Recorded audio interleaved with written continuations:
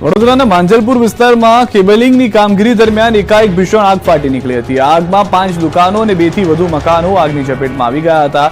આગની ઘટનાની જાણ થતાં જ ફાયર બ્રિગેડની ગાડીઓ તુરંત જ ઘટના સ્થળે પહોંચી ગઈ હતી। મકાનોમાં રહેતા પરિવારો આગની ચપેટમાં આવતા બચ્યા હતા। ગેસ લાઇનમાં લીકેજને કારણે આગ લાગ્યાનું અનુમાન લગાવવામાં આવ્યું છે। ફાયર બ્રિગેડ દ્વારા મેજર કોલ જાહેર કરાયો છે। અનાજ, કરિયાણા અને આઈસ્ક્રીમની દુકાનમાં આગથી 3 થી 4 થી વધુ લાખ રૂપિયાનો મુદ્દામાલ જે છે, દુકાનો જે છે તે ખાક થઈ ગઈ છે, તો પાર્ક કરેલા વાહનો પણ આગની ચપેટમાં આવ્યા છે। આગથી આખા વિસ્તારમાં અફરાતફરી મચી ગઈ છે। અરવલ્લીમાં વધુ એક વખત જંગલમાં આગ। શામળાજી રોડ પર વાદિયોલના ડુંગર પર આગ લાગી છે। આગની ઘટનાથી વન વિભાગ તેમજ ફાયર વિભાગ ઘટના સ્થળે। આગના કારણે ડુંગરની વનરાજી બળીને ખાક। આગ લાગવાની હકીકત અકબર।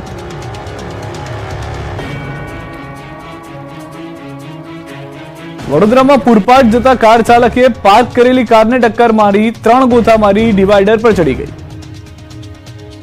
વડોદરા શહેરમાં રફતારના રાક્ષસો બેફામ થઈ ગયા છે। જાણે દરરોજ કોઈને ટક્કર મારે છે। ત્યારે આ વખતે ગોત્રી ઈએસઆઈ હોસ્પિટલ પાસે કાર ચાલકે આતંક મચાવ્યો।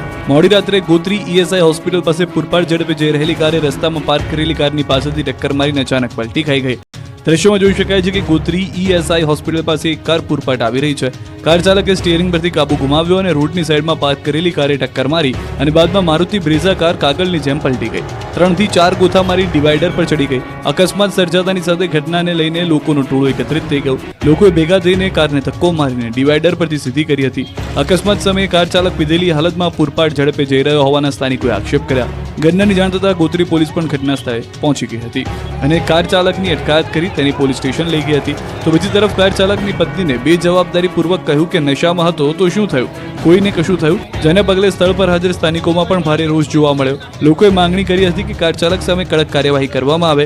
પોલીસે ચાલકનું મેડિકલ ચેકઅપ કરાવ્યું। જો નશામાં હશે તો ડ્રિંક એન્ડ ડ્રાઈવનો કેસ નોંધાશે।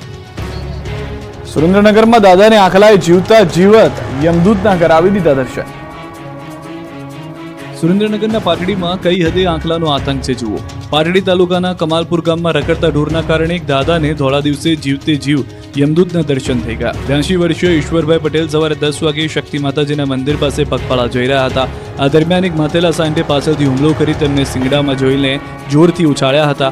આ ઘટનામાં વૃદ્ધને માથા અને શરીરના અન્ય ભાગોમાં ગંભીર ઇજાઓ થઈ। તેમને તાત્કાલિક વિરમગામની શાલિગ્રામ હોસ્પિટલમાં લઈ જવામાં આવ્યા। ત્યાંથી વધુ સારવાર માટે અમદાવાદની વસ્ત્રાલ સ્થિત સારથી હોસ્પિટલમાં ખસેડવામાં આવ્યા। ઈશ્વરભાઈ રોજની જેમ સવારે ચાલવા નીકળ્યા હતા ત્યારે એક આંખલા પાસે ચાલતા પહોંચ્યા।